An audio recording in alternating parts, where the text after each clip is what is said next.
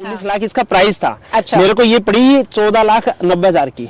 19 लाख की गाड़ी आपको 1490 की पड़ी। कैसे पड़ी? इलेक्ट्रिसिटी के जो वायर्स है वो कमजोर है, वायर्स जल जाएंगे। फिर मैंने किसी से बात करके उसको 500-700 रुपए दिए। इवन इतनी कॉस्ट भी नहीं आती है चार्जिंग की। हेलो एवरीवन, कैसे आप लोग? मेरा नाम है भावना चौधरी। तो धीरे धीरे इंडिया इलेक्ट्रिक कार्स की तरफ बढ़ रहा है। एक के बाद एक ब्रांड भी इंडियन मार्केट में इलेक्ट्रिक कार लेकर आ रही है और वो टाटा है, जिसके पास आज सेगमेंट में सबसे ज्यादा इलेक्ट्रिक गाड़ियां हैं। टियागो है, टिगोर है, नेक्सॉन है और अब पंच भी आ चुकी है। लेकिन टाटा की गाड़ियों के जितने ज्यादा कस्टमर हैं उतने ही ज्यादा इनके ऑनरशिप रिव्यू भी बनते हैं। तो आज के अपने इस वीडियो में हम जानने वाले हैं कि टाटा नेक्सॉन ईवी मैक्स को खरीदने के बाद इनके ऑनर कितना ज्यादा अमाउंट बचा चुके हैं। आप लोग बिलीव नहीं करोगे, 9 महीने में इस गाड़ी से 2.5 लाख रुपए बचा चुके हैं।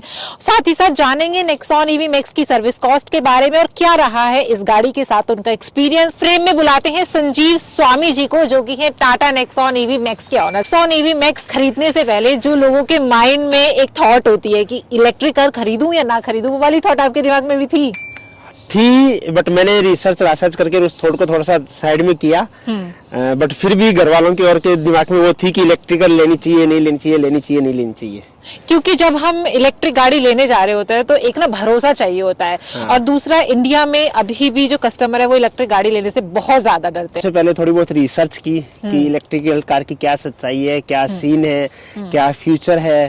तो ऐसे करके उसके अंदर निकल के कैलकुलेशन यही है कि सबसे ज्यादा ब्रांड ट्रस्टेड यही हो गया, एक मेच्योर प्रोडक्ट हो गया था इलेक्ट्रिकल कार में। और कि छोटे मोटे दिक्कत जरूर आ रही थी ओनर्स को, जैसे मैंने ओनरशिप रिव्यूज देखे और देखे तो दिक्कत जरूर आ रही थी। फिर at the end of the day ये निकल के आया कि आप जा सकते हो इलेक्ट्रिकल कार पे, कोई दिक्कत नहीं है। ज्यादा से ज्यादा बैटरी में इश्यू आएगा और आएगा तो वो सोल्व हो जाएगा। और मैं अगर पेट्रोल की किसी कार से कंपेयर करूं तो लगभग मैंने इससे 1,70,000 रुपए के आसपास बचा लिया अभी तक। 1,70,000 रुपए एक बड़ा अमाउंट होता है 9 महीने में सेव करना। प्लस 50-60,000 रुपए और इनकम टैक्स के बच गए, वो भी। मतलब आप 2 से 2.5 लाख रुपए हाँ। इस गाड़ी से अभी तक बचा चुके हो और सिर्फ 9 महीने इन्हें परचेज किए हुए हैं।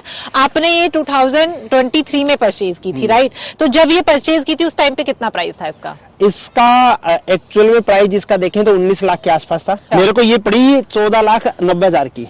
19 लाख की गाड़ी आपको 1490 की पड़ी। कैसे पड़ी बताइए? हाँ। इसका ये था कि मैंने डिस्काउंट्स वगैरह चल रहे थे तो 18-20 में शोरूम पे देके आया। हाँ। उसके बाद में मेरे पास 2,70,000 रुपए की सब्सिडी आई हरियाणा गवर्नमेंट की तरफ से। 2,70,000 हाँ। रुपए की। अच्छा। उसके बाद में 20,000 रुपए मैंने TDS क्लेम किया ITR के अंदर। हाँ। ठीक है। उसके बाद में 70,000 रुपए और आने हैं अभी मेरे बाकी है हरियाणा RTO से। RTO से? हाँ, वो किस चीज के पैसे हैं? वो RTO टैक्स जो हमने पे किया इसके ऊपर। एक्चुअली क्या है, जनरली क्या होता है, जैसे NCR में या फिर बहुत सारे स्टेट्स में RTO टैक्स फ्री है, 5,000-6,000 देते हैं। इलेक्ट्रिक गाड़ी पे फ्री है। हाँ, हरियाणा के अंदर क्या हुआ, इन्होंने RTO टैक्स लिया में से 75% और उसको बोले कि हम आपको बाद में रिफंड देंगे, तो वो रिफंड आना बाकी है अभी। तो 19 लाख की गाड़ी कितने में पड़ी आपको? 1490, 1480। 1490, 1480 में। और मेरे को लगता है 1490, 1480 में आपको नेक्सॉन वाली ईवी वाली मिलती है और आप मैक्स इतने में ले आए। डीजल भी 1480, 1490 में, ईवी तो दूर की बात, डीजल भी आती है। तो ये थोड़ा सा दिमाग वाला भी पॉइंट होता है कि आपने दिमाग लगा के पूरी कैलकुलेशन करके तब परचेज किया।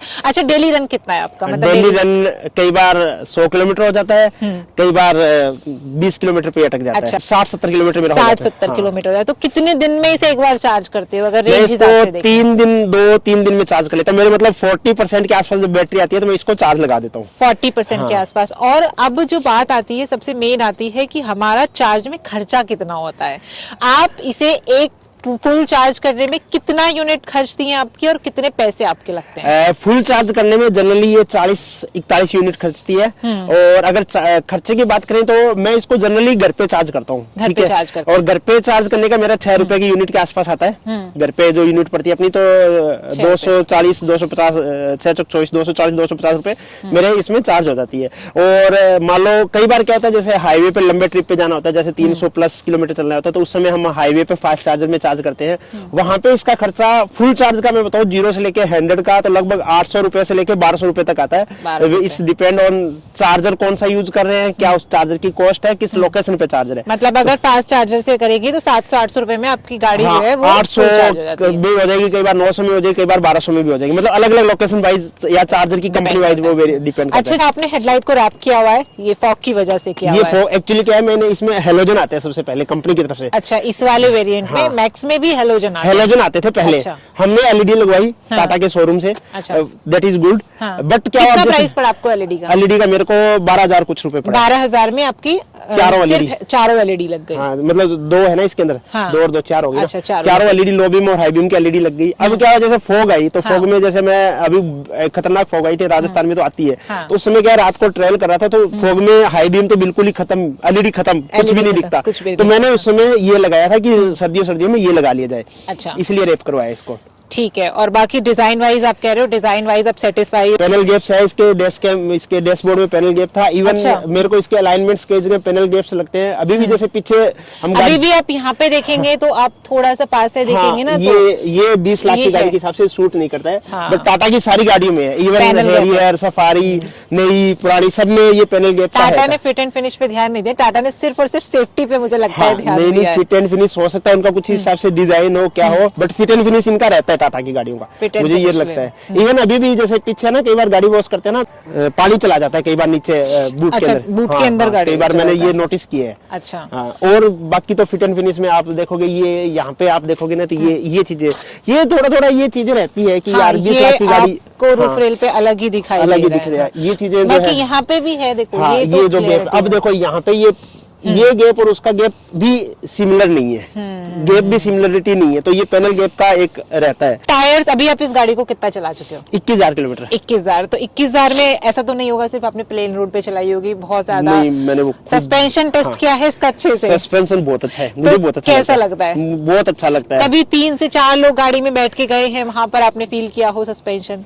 5 लोग तक गए हम। हाँ। इसकी एक खास बात है इसके टाटा की गाड़ी की सस्पेंशन की, कि इसके अंदर आप 5 लोग बैठ जाओ, 6 लोग बैठ जाओ, फुल स्पेस इसमें, मतलब बूट भी फील कर दो तो भी है ना, गाड़ी दबती नहीं है। मैंने कई गाड़ियां नोटिस की है दब जाती है, इसका सस्पेंशन इस मामले में बहुत अच्छा लगता है मुझे। दबता नहीं है हाँ। सस्पेंशन। आपने मुझे बताया कि फिट एंड फिनिश का तो हमने बात कर ली। अब ये बताइए कि जब ये गाड़ी 19 साढ़े 19 लाख की आती है तो कंपनीज में कौन कौन सी एसेसरी देती है? क्योंकि मैं देख रही हूँ यहाँ पे फुट स्टेप भी है, डोर वाइजर भी है, रूफ रेल्स भी है, तो आपने एसेसरीज अलग से लगवाई है कि कंपनी की तरफ से? नहीं, ये मेरी लगवाई हुई है। जैसे फुट स्टेप लगवाया मैंने, मेरे को थोड़ा सा गाड़ी का लुक अच्छा चाहिए था, प्लस बाइक से बचाने के लिए, प्लस बच्चों के चढ़ने उतरने के लिए। अच्छा। ये कंपनी का रूफ रेल आती है। रूफ रेल आती है। हाँ, इसके अंदर एलईडी हेडलाइट्स मैंने लगवाई है, और एक मैंने इसके अंदर जो है इंटरनल टीपीएमएस भी लगवाया है। अच्छा, गाड़ी कंपनी की तरफ से आईटीपीएमएस आता है, बट वो सस्पेंशन बेस है कि अच्छा। कहीं पे गड्ढे में गाड़ी धक्का लेगी तभी वो काम करेगा, अदरवाइज वो काम नहीं करता है। तो ये जो फुट स्टेप है इसका कितना कॉस्ट पड़ा है आपको? ये 14,000 रुपए। ये आपने कंपनी से लिया है? हाँ, कंपनी से लिया मैंने। और डोर वाइजर?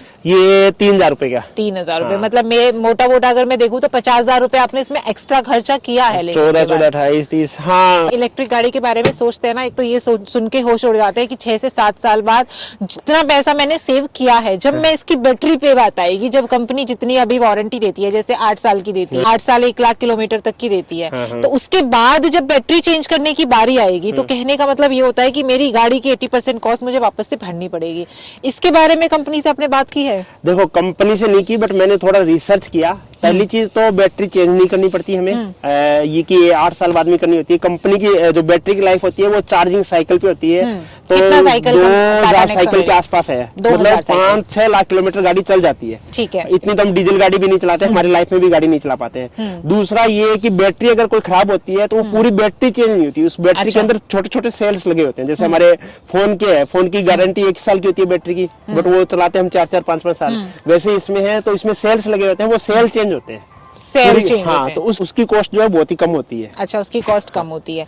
बाकी गाड़ी से, एक्सटीरियर से, डिजाइन से सेटिस्फाई हो आप पूरी तरह से? हाँ, सेटिस्फाई हूँ, मुझे कोई दिक्कत नहीं। मैंने जब देखा था, मेरा नेक्सॉन जो है मेरा मतलब फर्स्ट चॉइस थी इस सेगमेंट के अंदर। इस सेगमेंट में जैसे ब्रीजा आती है, सोनेट वेन्यू आती है, तो सोनेट वेन्यू तो मेरे को बिल्कुल भी पसंद नहीं थी।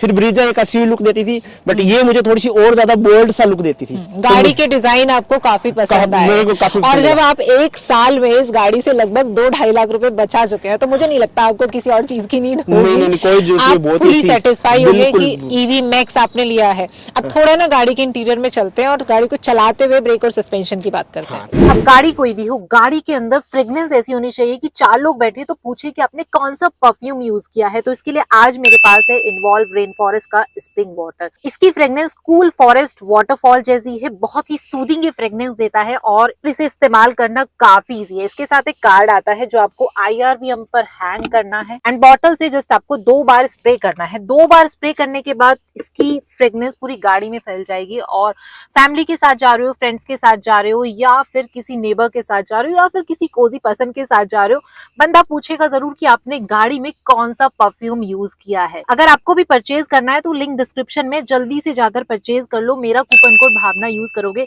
तो 10% का डिस्काउंट भी मिल जाएगा। तो देर किस बात की, जल्दी जा अपनी गाड़ी में एकदम कूल फॉरेस्ट वाटरफॉल जैसी फ्रेग्रेंस लेके। तो संजीव जी, इंटीरियर में आप ये बताइए सबसे पहले कि वो आप वीडियो के स्टार्टिंग में बोले थे कुछ फीचर्स हैं जो मिसिंग लगते हैं, तो कौन से वो फीचर्स हैं जो नई के मुकाबले आपको लगता है पुरानी में भी होने चाहिए? और मेरी गाड़ी थोड़ी सी पुरानी लगती है मुझे नहीं देख के। सबसे पहला फीचर तो इसके अंदर मेरे को मिसिंग लगता है वो है Android auto Apple CarPlay. Wireless होना चाहिए। इवन इसके अंदर वायर्ड है बट वायरलेस होना चाहिए। और दूसरा ये जो स्क्रीन है ना, ये थोड़ी सी छोटी लगती है, स्क्रीन थोड़ा छोटी है। और एक तीसरी सबसे मिसिंग चीज लगती है जिसमें अब नई वाली में इन्होंने दी है आर्केड ईवी, एक शूट दिया इन्होंने।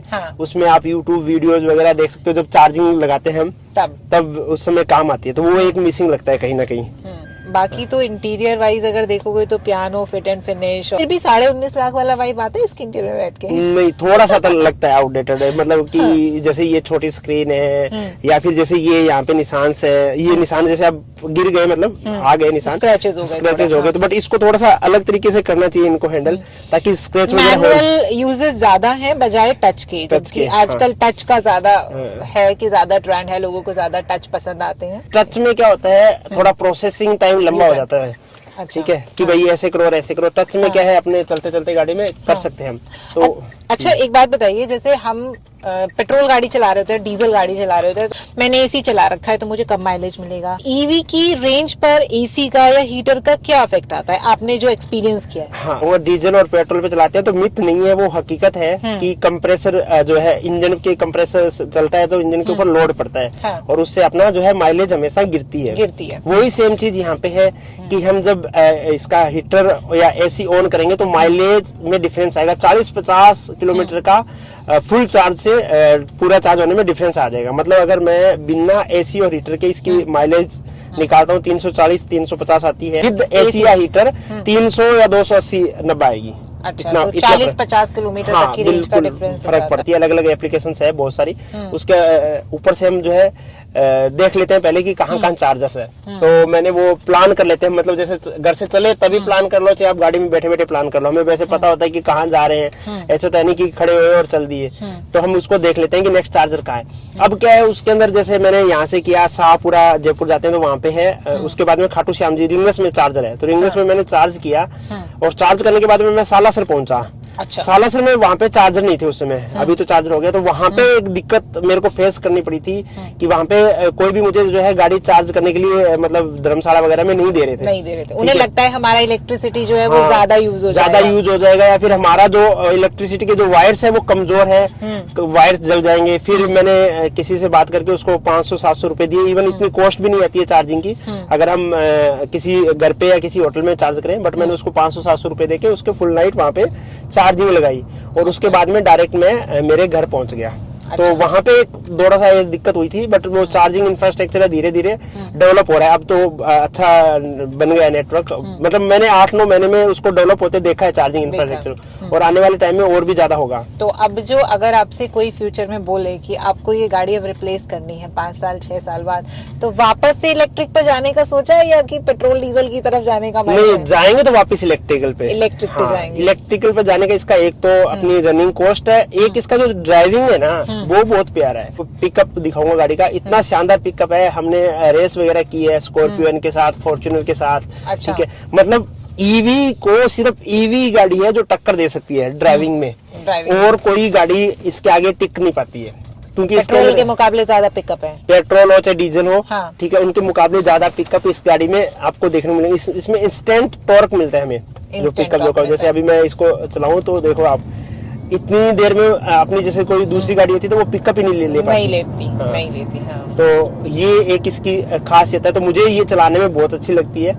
और दूसरी चीज इसकी खास बात है, ये फुल्ली ऑटोमेटिक गाड़ी है, तो इसमें कहीं जैक वगैरह फील नहीं होता। ट्रैफिक में बिल्कुल शांति से हम गाड़ी चला सकते हैं, कोई थकावट नहीं होती। टाटा की सर्विस में ट्रांसपेरेंसी है, नो डाउट, कोई दिक्कत नहीं है। उनकी एप्लीकेशन पे भी ये चीज दी हुई है कि आप ये जो है सर्विस के अंदर आप करवाइए, ये आपके लिए मैंडेटरी है, ठीक है। पहली चीज तो ये ट्रांसपेरेंसी फुल है, कोई दिक्कत नहीं है। आप जो सर्विस में है वो करवा सकते हो, और उसके अलावा भी अगर आप चाहते हो कि मेरे को ये भी नहीं करवाना, तो आप वो भी डिक्लाइन कर सकते हो, ठीक है। और दूसरी चीज, पेट्रोल डीजल से इसकी सर्विस की कंपेयर करें तो उसके अंदर आपके फिल्टर्स होते हैं, ऑयल्स होते हैं, फिर अलाइनमेंट बैलेंसिंग होती है, तो ये सारी चीजें होती है। इसके अंदर सर्विस के अंदर ऐसा कुछ होता नहीं है, ठीक है। इसके अंदर सिर्फ और सिर्फ वो अलाइनमेंट कर लेंगे, बैलेंसिंग कर देंगे। वो एक एज ए सर्विस मैंडेटरी उन्होंने कर रखा है कि भाई गाड़ी का अलाइनमेंट होना चाहिए, बैलेंसिंग होनी चाहिए, गाड़ी के एसी फिल्टर्स चेंज होने चाहिए, तो वो एक जो रूटीन है उसमें होता है। तो कॉस्ट 50% कॉस्ट अपनी पड़ती है। Traffic bumper to bumper traffic में चलाते हैं जब, तो इसकी रेंज कितनी जल्दी ड्रॉप डाउन होती है? जैसे 100 है,